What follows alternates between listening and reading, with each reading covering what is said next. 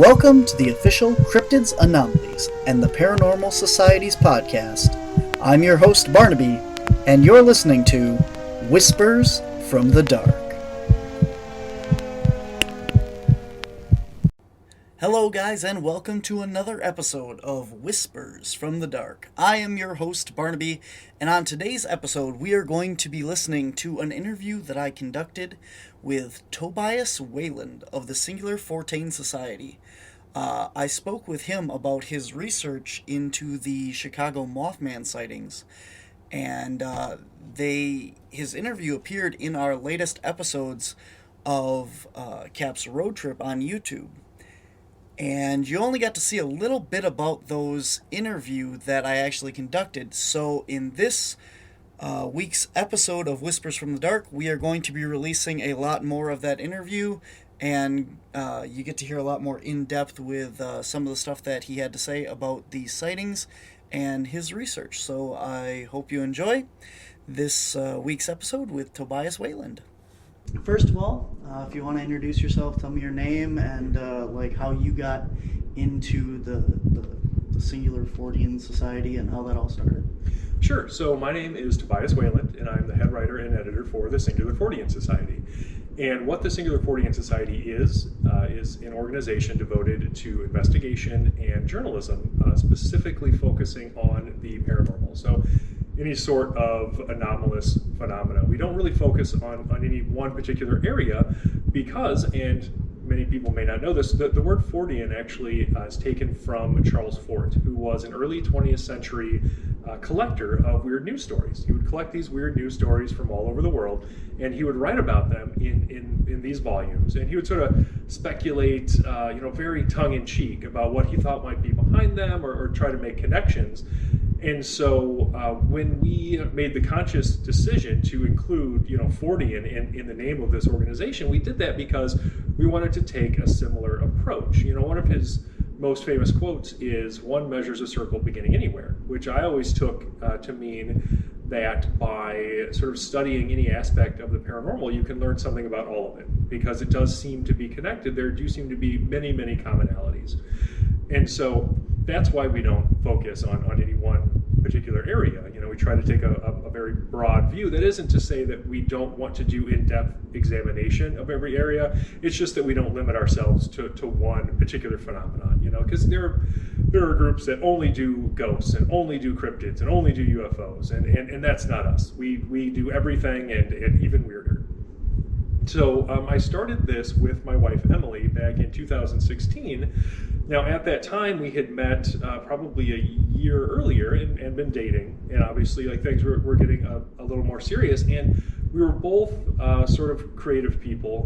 My education is in English and in writing. And she has degrees in photography, like fine arts photography, and design.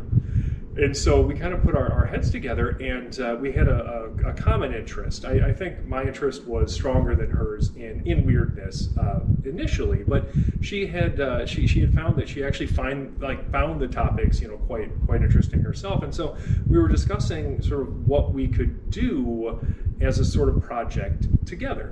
And we landed on this. And so we were like, well, we'll create an organization, and we'll investigate, and we can write about it, and you can do all of the design and everything, and take all of the photographs when we go out and do stuff. And that's how we started out. And it wasn't until 2017 that we kind of rebranded. We kept the name and everything, but until then, I don't think we really knew what we wanted to do, in terms of really defining our organization and its activities. We would go investigate stuff, and maybe I would write a feature article or something on it. But we really nailed down our mission statement and everything, and started covering the news as far as paranormal subjects were concerned in 2017. Because once we sort of re-examined who we were and what we were doing, and looked at potential gaps in the paranormal community, a lack of good reporting on news stories really stuck out. And I was, so I'm sitting there thinking, well, I think there's a real place for this. I think that if we cover just the paranormal news, cover it journalistically, cover it objectively, write real news articles about this stuff, I think people will really respond to that. Furthermore, I think that it's something that this field really, really needs. And so we started that in 2017, and it seems like we were correct, because people have really responded to it. And then, here we are. So cool. Yeah.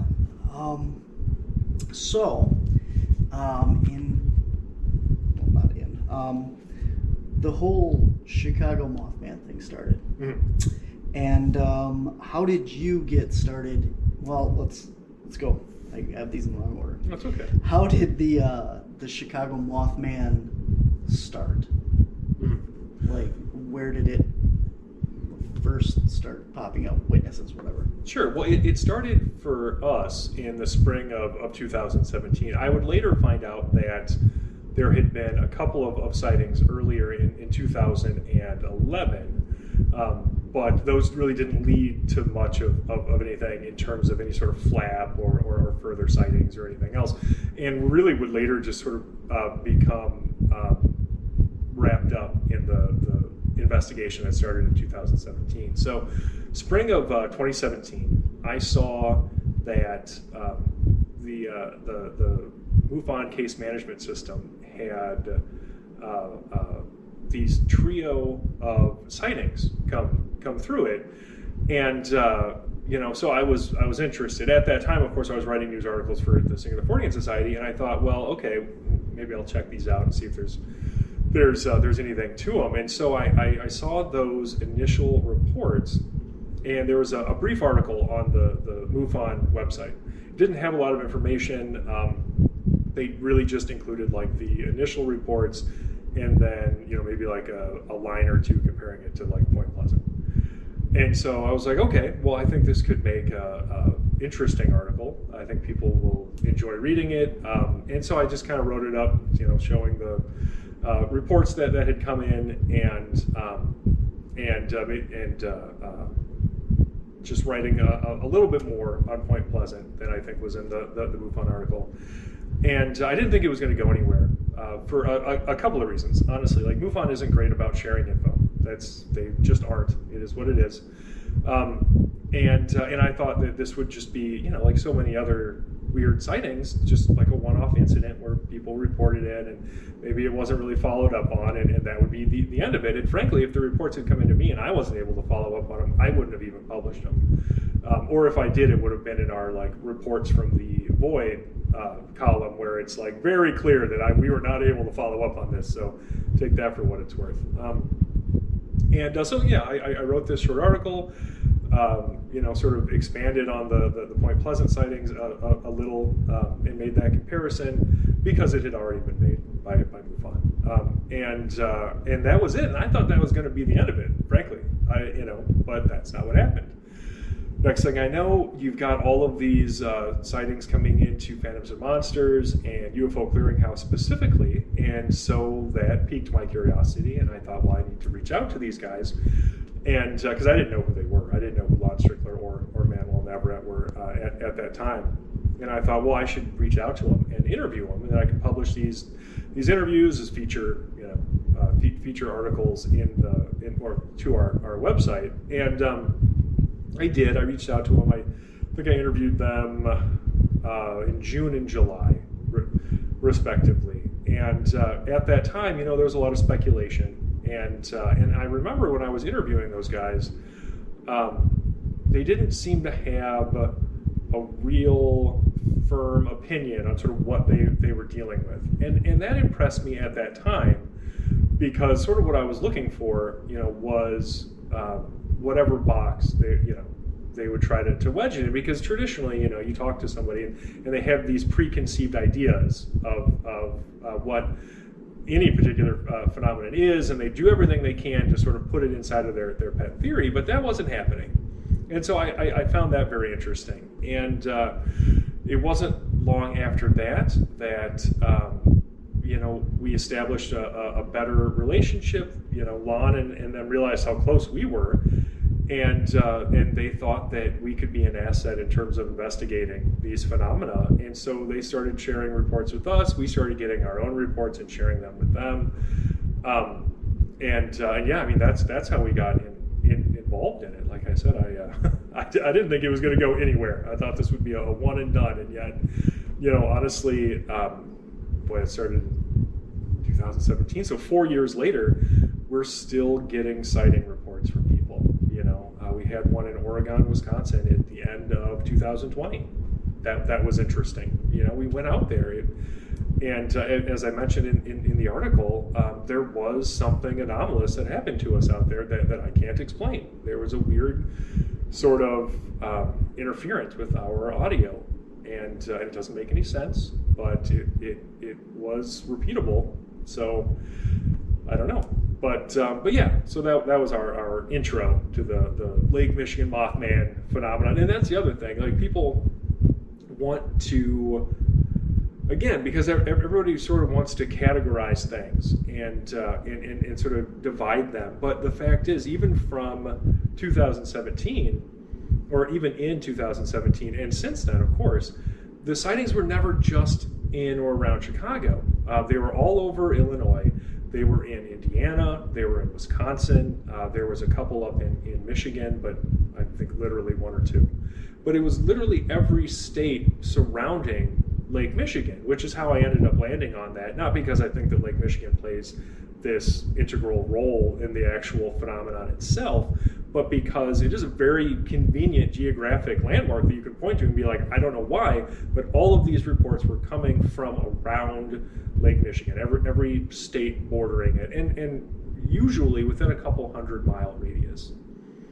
So, but yeah, I understand why people wanted to connect it to Chicago right away, because there are millions of people there, and it's wildly popular in terms of that particular city, because one, I think it captured people's imaginations, like these reports coming near such an urban center, although I don't think a lot of people sort of understand the geography of Chicago and realize how many natural areas and forest preserves are very close to that city, like really inside of it. But yeah, I think that captured people's imaginations. But then also, there's a lot of people who live there, and when you hear about monster sightings in your hometown, you're going to be interested, even if you think that it's all like a bunch of malarkey. You are still going to be interested. You can share it with your friends, and it took off that way, So I think that's why that association exists.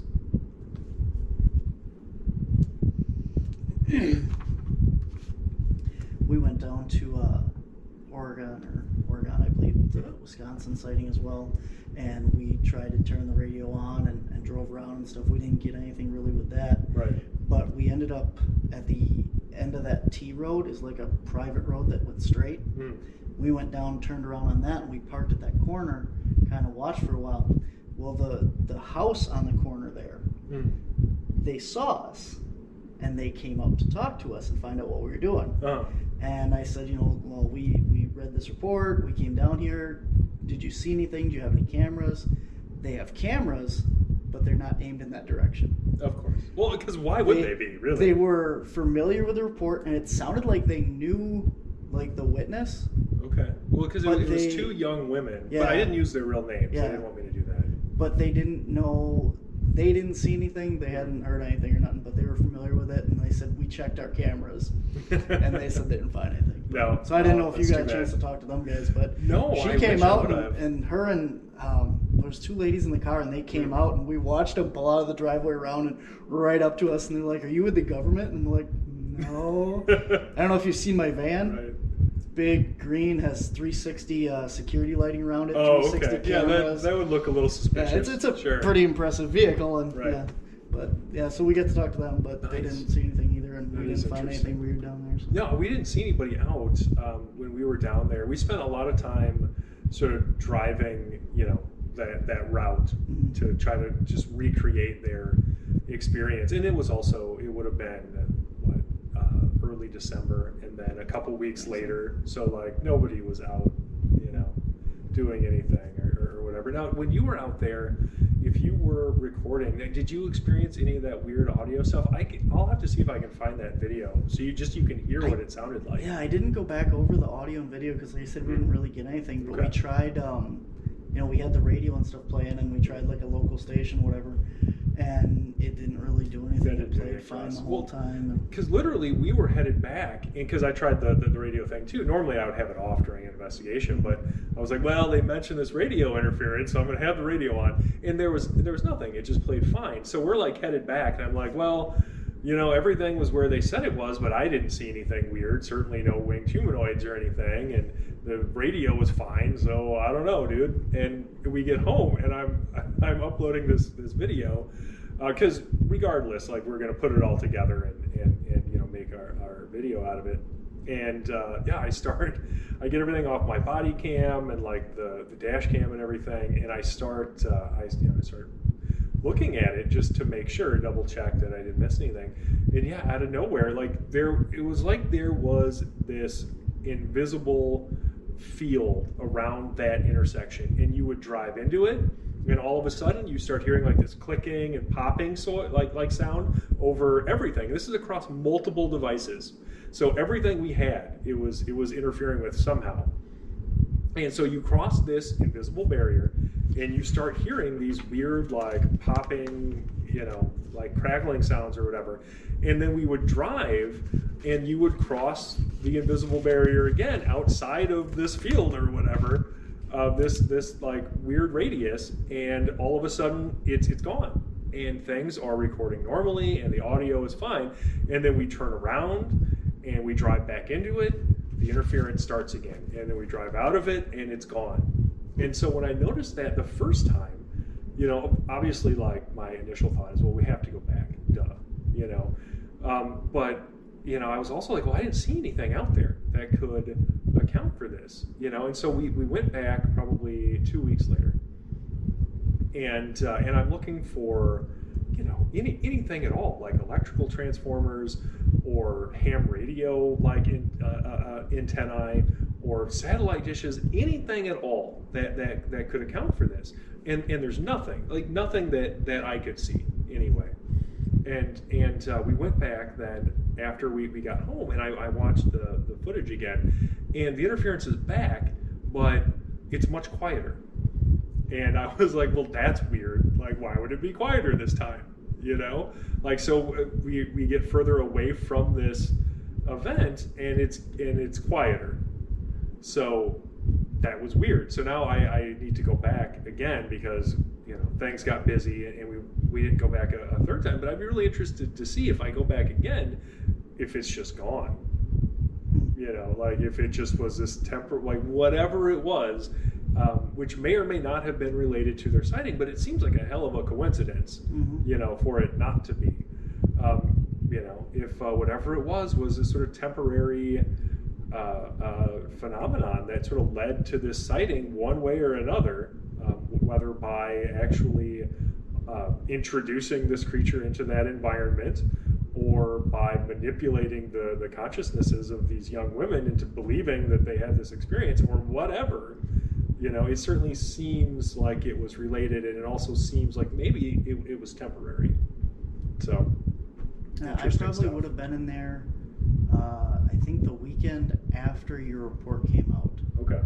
So however that falls into your timeline, because it was right early December. I think it was like the weekend after it came out, because we were already working on the Chicago Mothman stuff, and we're like, oh, I gotta go here. So. But I'll definitely go back over that audio and stuff and see, because I have it all saved. Yeah, I would think you were, well, if you had it running before you were parked, yeah, you would have had to have driven through the same area.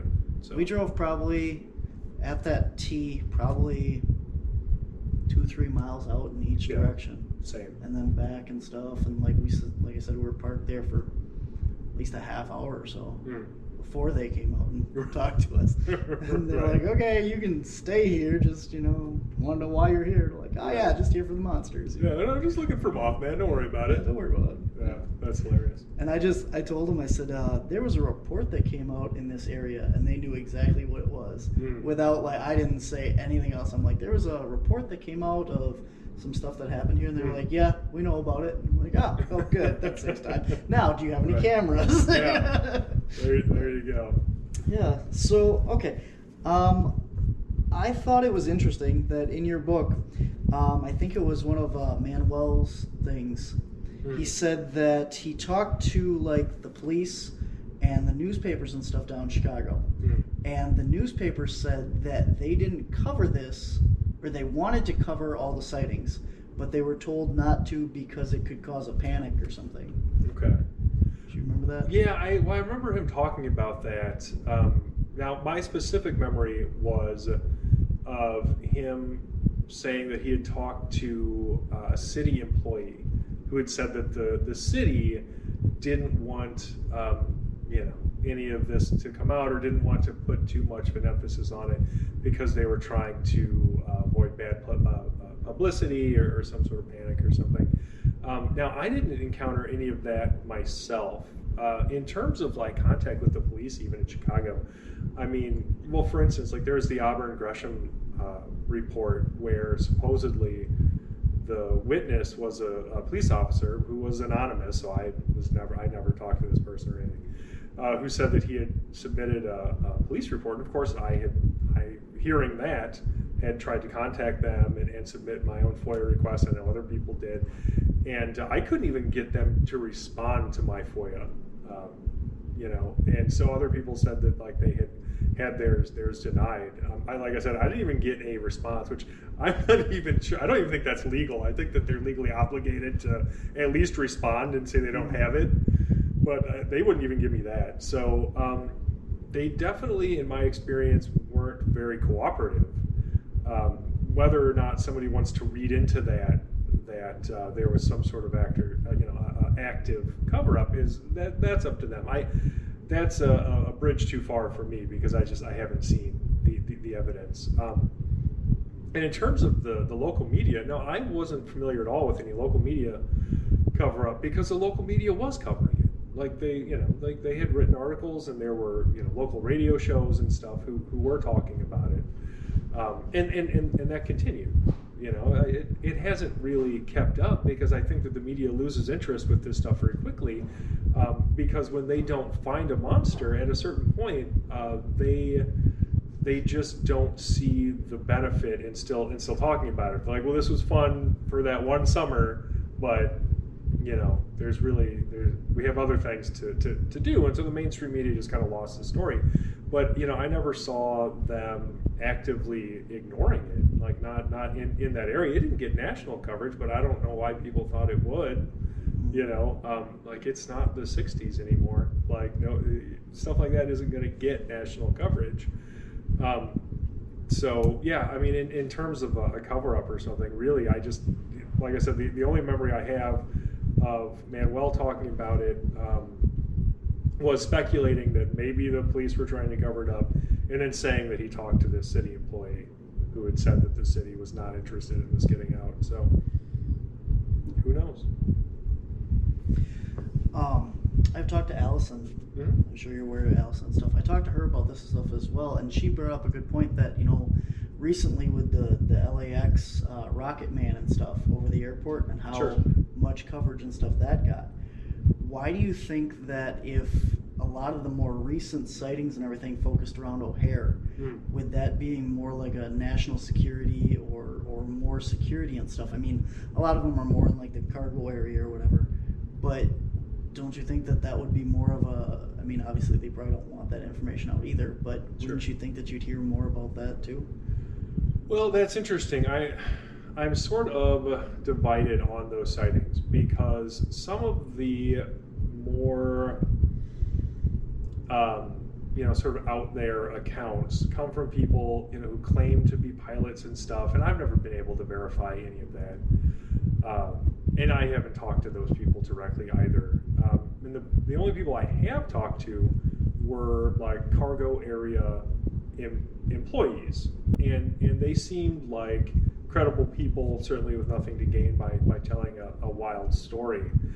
And I guess if I were to say just specifically about why it wouldn't be getting more coverage, would be specifically, I guess, because nobody involved has really gone to mainstream media. There's no video or anything. And so I think what it would take for that story to get picked up by the mainstream media, and this isn't a knock, against anybody investigating it, or certainly not against ourselves or anything either, but the mainstream media largely isn't going to take a report published to UFO Clearinghouse and treat that with the same gravity as they would a pilot coming to them directly. And I think that's what it would take, and that's the big difference, because I know, people like Allison and similar, who haven't had the access to witnesses, who haven't been able to investigate these cases properly without that access, they find themselves very dubious, which on a certain level is understandable, not having been able to speak to anybody. But at the same time, the reality of it is that people have come forward, and they come forward to people like me or Manuel or Lon, and at the risk of just repeating myself at this point, the mainstream media outside of a few local newspapers who have reached out about it isn't interested in making something like this a national story without something else to go on. Like they really need, I think they would need somebody to come forward who was an actual pilot or something saying that this happened, at O'Hare, for them to really be interested, because they're not going to care if just, Tobias Wayland is like, hey, I talked to this cargo employee who said he saw a monster near O'Hare. They don't care, so. There's a lot of, when I walked into this, I took it like any other investigation that I was going to go into. You figure out where this thing's living, you go down there, you look for it, you talk to witnesses, etc. And I found that there's all this other stuff around this case that I just want to go look for a giant moth. I don't want to deal with the politics and stuff. But I've heard over and over again from different people that, not that you or Lon or anybody's hoaxing all of it or whatever, but the fact that you three are the only ones getting these reports. Okay. But here's what I think is, first of all, if the average person, that's a lot of the witnesses and stuff in the reports and in your book and stuff, don't know anything about it. True. So when they go out there and they look for this stuff, when I search for Mothman in Chicago and anything, I get the three of you, and that's it. Right. So obviously that's where I'm going to go to report my sightings and stuff. But then it dawned on me that, obviously with Linda's book right here as well, she's a pretty big name in all the weird phenomenon stuff. So I actually reached out to her to see if she's got any witnesses from this. And the only thing that she's got is from La Crosse. I remember that, yeah. And I thought it was weird that, like everybody says, that you three are the only ones getting these reports.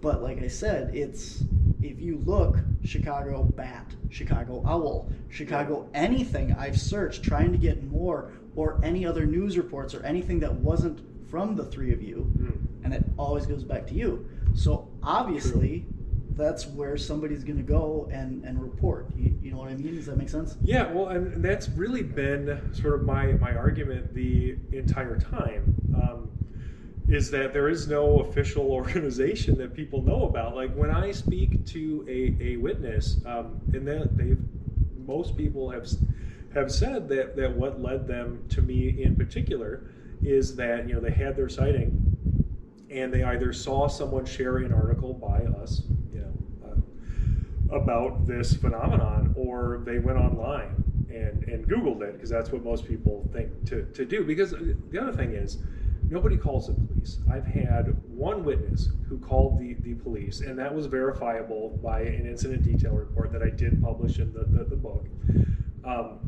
and it's just not common. I think people figured out by the 80s, or certainly by the 90s at least, that all calling the police for something like this would do is, okay, at best, nothing. At worst, ruin your whole life by getting all of the media involved and everything. And the next thing you know, you're a laughingstock in your own community. So nobody does that. They go online and they Google it. And yeah, a Google search is going to lead them to me or Manuel or Lon.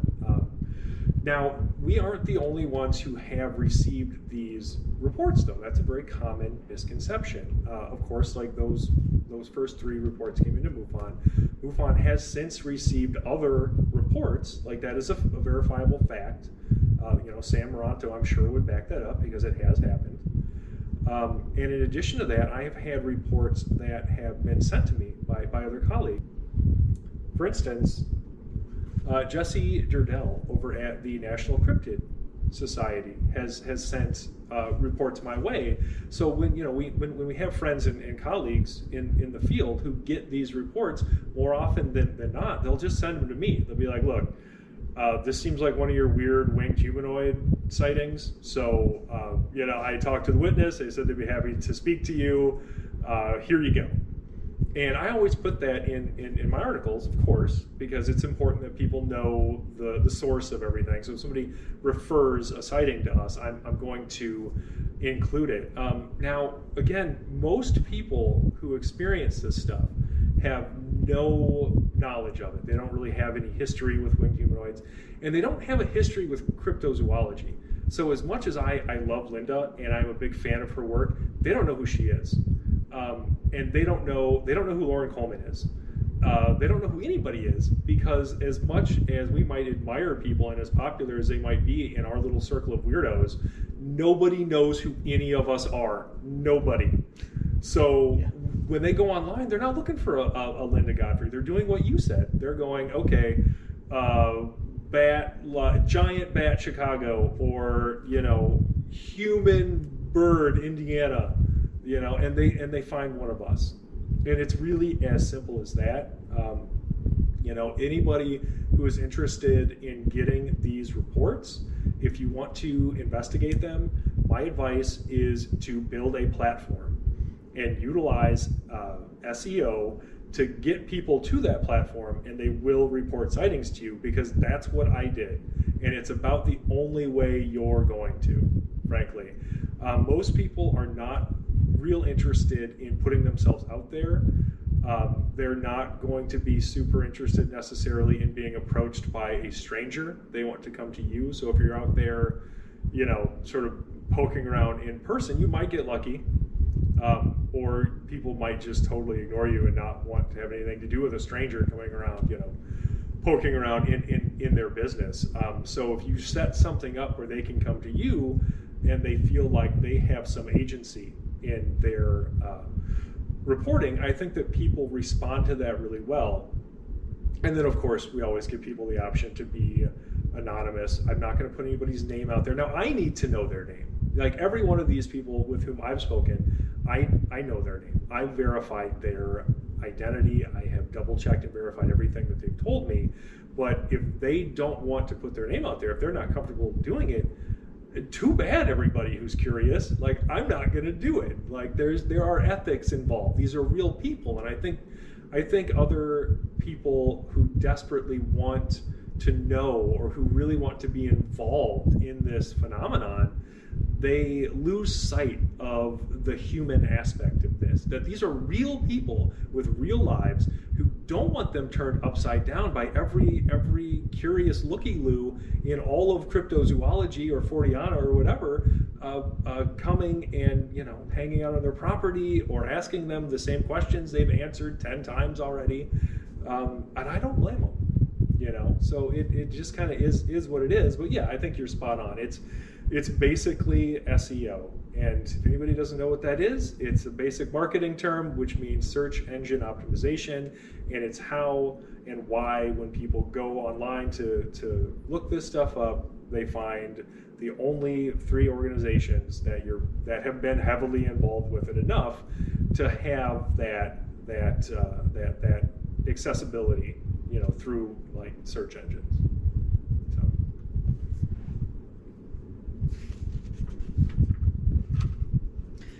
So you've talked to like a lot of the witnesses, obviously, and stuff. How many people, like individual people, okay, so we'll come back to that. A lot of these reports, like there's 150, some of them I believe right now. Oh, yeah, I'm sure. Yeah. But a lot of those, I would say maybe only about 50 of them are actually like Mothman. You get like a lot of the pterosaurs or like black mist or other weird phenomena and stuff. And I started going through them and stuff, and I realized that people are skeptical that this thing's been cited that many times. But I don't think it's so much that it's been cited that many times, but these different things. Oh yeah, it definitely hasn't been cited that many times. Probably 40 to 45% of these sightings, by my account, with the profile that I put together, are probably misidentified birds. So yeah, no, not every one of those sightings is of something truly, paranormal. There's just no way. And sorry if your question wasn't done yet. Oh, no, that's yeah. About how many people have you actually talked to that you would believe is a Mothman creature? Oh, okay. So like something similar to this thing, Sure. Not a pterosaur or whatever. Right. Yeah. So a sort of true winged humanoid, as it were. I'd have to look at our timeline. Probably at least a dozen, just off the top of my head. But like I said, I'd really have to go through our timeline, because what I've done on there, of course, is add tags to everything where it says which organization or organizations was involved in investigating it. But then also, sort of through this investigation and my own research, I've created a couple of profiles. The first one being, and this was something I had been thinking about for a while, but it wasn't until one specific sighting gave us video and photographic evidence I was really able to nail down this misidentification profile. So if anybody's familiar with the Pilsen neighborhood sighting of 2018, this is a neighborhood in Chicago where a guy was bicycling to work one day and he saw this weird thing in the sky. Other people were there, they were pointing at it, and obviously they saw it too, because they're on camera pointing, and so he looks up and he says that he saw what he later described to me as either a giant bat or a man in a wingsuit. And very, very, very forthright witness, very willing to work with us, sent us the original SD card with this footage that he shot, because he had this GoPro camera on his bike helmet. And in working with him, we were able to isolate a few stills and blow them up, and it's in the book, and we have it published on our website too. But sure enough, it's a bird. It's a big bird. I think it's probably a great blue heron or something similar, because it's real big, and it sort of has this silhouette you'd expect for something like a 7 to 8 foot wingspan. Well, maybe 7 foot wingspan. Great blue heron, but it's definitely a bird. But there's no doubt in my mind that he didn't think it was. I don't think for a second that he was lying to me. Nobody who would host that would have the level, or give us the level of accessibility that he did. And not to mention the fact that once I sort of talked things over with him, because I think fundamentally he's looking for answers like anybody, he was like, wow, it sure didn't look like one, but you make a good point. So after a while, he sort of had to, he was sort of coming to grips with the idea that maybe he didn't see what he thought he had seen. And you don't get that out of hoaxers, you know what I mean? And so up until then, I had been doing some research, from qualified scientists. I'm not a scientist, so I have to go to experts and listen to the experts. And I found an article published about some research ornithologists have been doing regarding like the number of herons in that area, specifically the Chicago area. And so things like the destruction of their natural wetland habitat and climate change has actually resulted in more herons roosting in the city proper. Like they were tracking, I believe it was black-crowned night herons roosting in Lincoln Park, which is right there in the city, and the number had risen exponentially just over the past 10 years. It went from like a couple dozen of mated pairs into like the hundreds of mated pairs in like 10 years. That is an explosion as far as that kind of animal living in the middle of a major metropolitan area. And so I already had that sort of in mind. That had been something I had learned fairly early on. And so when I got this Pilsen sighting and saw what that really meant, what it really represented, which was that there were a lot of daytime sightings that didn't seem very paranormal in terms of, nobody was really talking about, anything like glowing red eyes or feeling hypnotized or being afraid, like unnaturally afraid, or feeling a palpable sense of evil or anything like that. They would just report seeing something they couldn't explain that looked like, a giant bat or a man in a wingsuit or a winged humanoid or something flying around during the day with nothing else paranormal about it. And after I got that Pilsen sighting, I was able to put together this profile, because honestly, without that video, this guy's story would have matched perfectly a lot of people, really matched perfectly a lot of other daytime sightings that we had up until that point. And so with that evidence, I was able to put together this sort of profile of, very likely misidentifications. And so when you go to the timeline that we have, you'll see the ones that I have marked that really fit that profile. And it's almost half. It really is.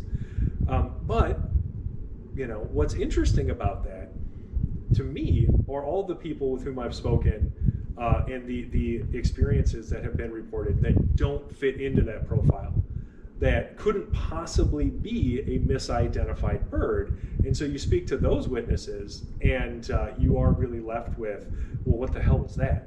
If it can't be a misidentified animal and there's no evidence that this person is lying. So, I always approach everybody's testimony and sort of proceed as though what they're telling me is true, unless I have hard evidence to the contrary. And I do look for it, because I do make sure to check all of their facts. I want to make sure that the geography adds up. If they report, any sort of weather phenomena or anything, I want to double check that, make sure conditions are what they said they were. And if all of that stuff matches up, and there's no reason for them to be lying, and I don't have any evidence that they're lying, then I'm going to proceed as though what they're telling me regarding their experience is true.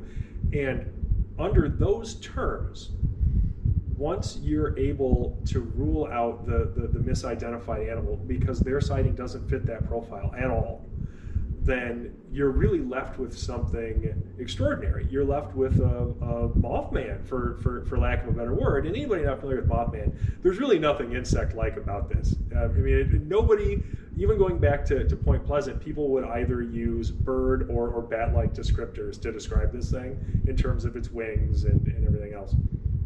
But the name caught on, and here we are. But that's really what you're left with, is this Mothman, for lack of a better term. And so I've spoken to, like I said, at least a dozen, maybe 24 more people whose sightings fall into that category, where it's not a misidentification, but I also don't know what it was, because I can't disprove their story, and I can't, in the same vein, I can't explain it through any prosaic explanation.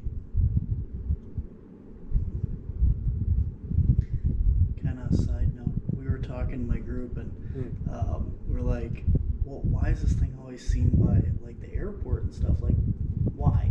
There's no like it's gonna get hit by a plane, you know. Yeah. And my one investigator goes, well, it's a moth. It's drawn to the big searchlight. I'm like, duh, obviously. Those O'Hare sightings, they are not my favorite sighting reports, honestly, for a few reasons. And it's nothing against anyone.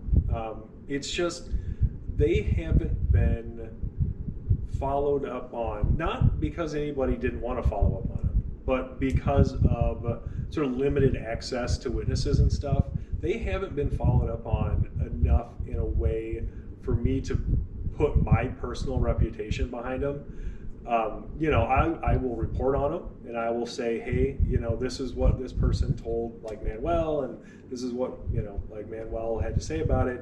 And I'm not saying Manuel has done anything wrong, but when I had attempted, to contact the people after Manuel had passed on their contact info to me, I was never able to really do that in a way that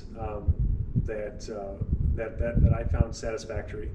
It was all very guarded, and they weren't really willing to speak. And when asked for like any proof of anything, like, are you really a pilot? Do you have some kind of credentials that I can see? Like that always fell apart. And so, like, my experience with those O'Hare sightings is I've only spoken to a couple of people directly in that area. Honestly, if you expand it to just around O'Hare, that I've spoken to several people directly. But as far as O'Hare employees, like people I got on the phone, I've only spoken to one person, which indicates to me that at least that one person saw something, because I have no reason to doubt what he told me. And it does, to me, lend credibility to the other cargo area sightings. Like, I think that those truckers and the cargo employees are experiencing something, but you get into the more sort of outlandish claims by people saying that they're pilots and stuff, and none of that's been able to be followed up on well enough for me to say, like, definitively that that person is who they say they are, and it really happened the way that they said it did. And I think that people really need to understand that about this investigation. Like, not every case is created equal. They just aren't. Some of them, involve people who have come forward publicly. We've got a couple of very interesting, credible witnesses who are going to be on the trail of the Lake Michigan Mothman. There were a couple of witnesses. One of them was the Pilsen witness, who went on the episode of Expedition X that I was on for this. And so there are people who have come forward, and you can verify everything about them, who have related their experiences. And to me, like, those sightings are very, very interesting. But then, you might have a couple of emails from somebody saying that they're a pilot or something with nothing to back that up, frankly. And I don't think any reasonable person would place that sighting on the same level as somebody who, is willing to allow investigators to verify details, even if it ends up being anonymous. Like, we still need to get that stuff verified, and that hasn't happened a lot in the O'Hare sightings with people. Well, really anybody outside of sort of the cargo area. So people should take those with a grain of salt. But that's this investigation. Like, that's the whole investigation. Like, and the reason that I have written everything up, put it in a book, is because I really feel like people need to know what has gone into each individual sighting report. Because again, they are not all equal. They just are not. Some of them. Some of them were not able to be followed up on, and I might not have even published them if they had come into me, or if I did, like I said, it would be under like Reports from the Void or something else, where I make it very clear that this is a cool story, but it wasn't investigated to my standards, in terms of like being very thoroughly credible.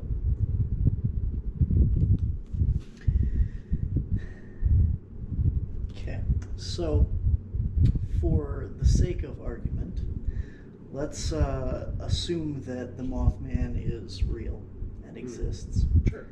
And what do you think, based on like the reports and stuff that you deem credible and Mothman-y, what do you think it is? Like spiritual, interdimensional, unidentified creature, whatever? Oh, sure. Yeah, I get that question a lot, and it's almost easier for me to start with what I think it's not than what I think it is. And I mean, I don't think it is any sort of undiscovered biological species.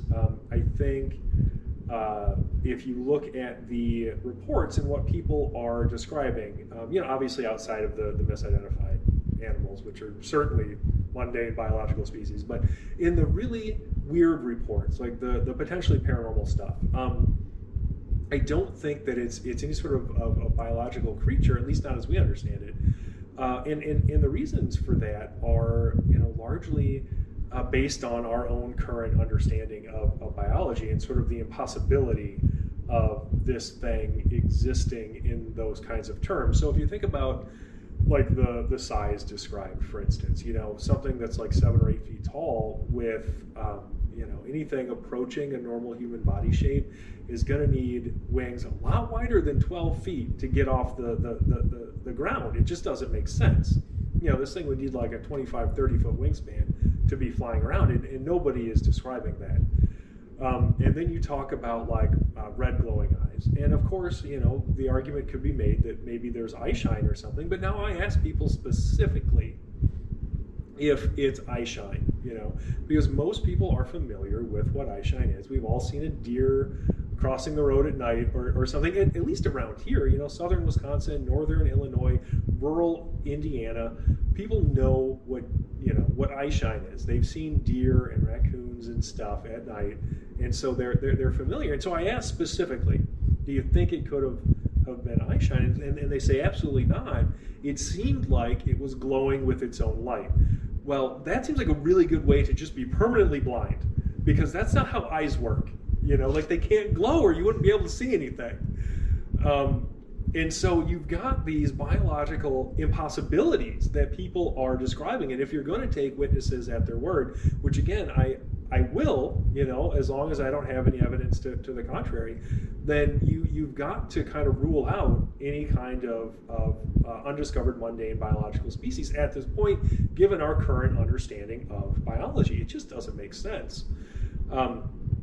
And so where do you go from there? I mean, you could speculate anything. There are lots of UFOs that are reported in these areas. A lot of, lights in the sky, kind of balls of light kind of stuff. There are people who have reported craft. Of course, O'Hare is famous for a UFO sighting, 15, 16 years ago now. And so, that definitely exists in the same spaces. So, I think it's normal for people to start to sort of speculate some kind of connection there. And so I guess it depends on what you think UFOs are. If you think UFOs are extraterrestrial, then you might think that the Mothman is extraterrestrial, brought by UFOs. If you think UFOs are interdimensional, then you might think that the Mothman is interdimensional. If you think that there's a spiritual element, if you think all UFOs are demonic or something, then you might think, that about Mothman. But it's really all just trying to explain one mystery with another, which isn't, it's not logically sound. And so, based just on sort of the commonalities among these reports and other anomalous phenomena, I'm not really comfortable saying, that it's one thing or another, because I just don't have any idea. But there are some things that I've noticed. I think that there's a connection with consciousness, for instance, because it seems to interact with us through that medium often. So if you think about like the feeling of fear, for instance, there have been people who will report feeling the fear first, and then looking around and then seeing this thing. And so, then that makes me wonder, if the fear wasn't induced through something outside of the normal human process of reacting to stimuli. And so, like I said, I think whatever it is, I think it sort of interacts with us largely through that medium, and perhaps manipulates it in ways that we aren't familiar with, in terms of being able to understand with our current level of evidence and understanding. But yeah, as far as I don't know what it actually is. We could write extraterrestrial, interdimensional, and spiritual on pieces of paper, put them on a dartboard, and I'll throw a dart, and wherever it lands that's my explanation for that day. And then the next day I'll throw another dart, and so on and so forth. Because who knows? When you have stuff like Bigfoot, you have a fossil record almost, or something in the biological realm that you can look back and say, well, it's kind of humanoid, it's kind of primate and stuff. But this winged humanoid shape, unless you look at angelic stuff in that, there's no niche for that. And that's kind of like what you said. I totally kind of rule it out as an actual cryptid or animal, which puts it into spirit, interdimensional, extraterrestrial as well. Right. Oh, definitely. And that's a great point about the fossil record, because you can look at large primate species, very closely related to humans as they have existed throughout history. And you're right. Yeah, we don't have any winged humanoids in there, at least not that I've seen. So that's like the Smithsonian's hiding them somewhere, which would make a good movie. So. Night at the Museum 5. The winged humanoids at the Smithsonian. Totally. So you had in the book, and I've seen online stuff, the footprints of it. Yeah, there was one weird one, yeah. And a lot of the reports I noticed, some of the similarities. You have the screeching sound that it makes. A lot of people describe it as the sound of brakes squealing or something. Train brakes, yeah. Yeah. So you have a sound in that, and I saw one report in there where they described it. This was one of the older ones before the current stuff, but they described it as a musty smell, which is different than Bigfoot or any demonic stuff or anything like that. But other than that, there's not really any physical evidence. Unless No, you're absolutely right. There was that one anomalous footprint that did seem weird. That was in Woodstock when we went down there early 2019, and it was definitely odd because we were taken out to the sighting location by the witness and his wife, who were really, really nice people, and they wanted to show us around and show us where everything had happened. And while we were out there, this was in the Dewfield Pond Conservation Area. And people do go walking and stuff out there. It's not super isolated. It's right in the middle of Woodstock. Not that Woodstock is a huge metropolitan area, because it is definitely not. But you could see where people have been walking their dogs and stuff out there. I saw some definite avian footprints. Looked like it could have been, it was some kind of bipedal bird. Because there's a few different kinds down there, and so I don't know specifically which kind. Could have been a crane, could have been a heron, something similar. I don't know. But anyway, you could see where there were some boot prints and canine prints and avian prints, and closer to the entrance, sort of away from any other prints where people had been walking, and there weren't a ton, but like I said, you could see some people had been walking their dogs and stuff back there. There was just this one print, and it was in the snow and ice, because there was still snow and ice and everything on the ground at that time of year. It would have been I think it was very early March of 2019. And there was this one print, and it looked like a bare human footprint, only much, much larger. It was sort of distorted and elongated, and so it was difficult to know what to do with that, because there's just one, and you would have thought, really honestly, no matter what left it, you would have expected to see more than one. So, the one sort of prosaic explanation that came to mind was, okay, if somebody had been jogging out here in those barefoot running shoes. And I was like, well, okay, I guess maybe, but at the same time, you'd have to be a little nuts because it was super cold. I mean, I guess not super cold for us, but it was cold. There's snow and ice on the ground. It couldn't have been comfortable for somebody to run like that. And even if they had, why was there only one print? Because like I said, I thought maybe if it was a barefoot running shoe or something and somebody had left that print there, and the sun can sort of expand prints in snow and ice and stuff because it'll slowly melt it, and I thought, well, okay, maybe, but where are the other prints? There should be tracks to follow, and I didn't see any. What it looked like was this single enormous humanoid footprint, just left there, and we couldn't do any better than just taking a picture of it because it's in ice and snow, so there's really no way for us to take it with us, other than that, unfortunately.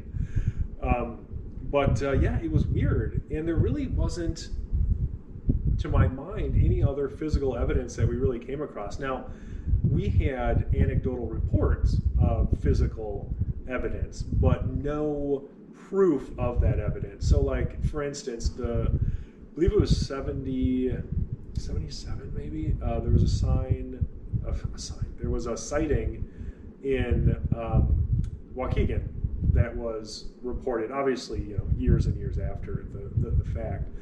And it was the daughter of the guy who actually saw it who was reporting it on his behalf because he had passed away. And so she's telling about her dad's sighting because apparently he had come home that night and told the family what had happened, which I might as well tell the story. And so as she related it to me, her dad had gone out to this parking lot to help his friend whose car battery had died. So he goes out there with his jumper cables to jump this guy's car. And as he's getting everything set up, it's a deserted area, and I guess there were a couple of nearby silos or something. And he feels afraid suddenly out of nowhere, So he has this feeling of fear that come over him very suddenly, and he starts looking around, and he sees something on top of one of these nearby silos, and he said that he had seen this winged thing with these red glowing eyes, and that when he saw it, like it swooped down on him, and they decided to get the hell out of there. They didn't want anything to do with it. They weren't going to stick around. So he doesn't jump his friend's car or anything. They just grab everything and go. And as they're taking off, this thing's swooping down on him and like attacking the car, like scratching the car up. And so she said, obviously she wasn't there for that event, but she said once he got home, he was very visibly shaken. And he says what happened, and she goes and looks at the car, and there were scratches on the car. Now, we don't have any photographs or anything of that. So, outside of that anomalous footprints, I think the only physical evidence we have is anecdotal. So we can't get away from anecdotal evidence in this field. Even when there's physical evidence, we only have anecdotes of it. Anecdotes of it, rather. Jeez, easy for me to say, right? It's one of those things, and I understand anybody who would be turned off by that, because if somebody is sort of a strict materialist, they're going to say, oh, no physical evidence, no phenomenon, and hey, that's their business. That's I'm not going to sit here and argue with them. But I think there are other people, myself included, who look at the dearth of physical evidence and go, well, okay, well, it's certainly not any sort of mundane biological creature or species. Thanks for listening to this week's episode of Whispers from the Dark. To find out more about cryptids, anomalies, and the Paranormal Society, visit us at our website at wisconsincaps.com. That's Wisconsin, CAPS.com. There you can find links to all of our social media: Facebook, YouTube, Twitter, Instagram, TikTok, and our Patreon. You will see links to our online store as well, where you can get t-shirts, DVDs, and more. If you click on the public events page, you can find out where you can meet us in person and all the public events we have coming up. If you enjoy our podcast or our YouTube shows, please consider becoming a Patreon at patreon.com/Wisconsin Caps. There you can find behind-the-scenes pictures and videos from all of our media, as well as bonus footage and evidence that we have collected. If you have encountered something you can't explain, we want to hear from you. Visit our website and click on Submit a Report on our main screen. You can choose to leave your contact information or simply remain anonymous. You can also reach us via email at wisconsincaps@gmail.com. If you would like to be a guest on our show, please contact us on our Whispers from the Dark podcast page on Facebook, or send us an email at wisconsincaps.com. Remember to like, share, and subscribe wherever you listen or watch or find us.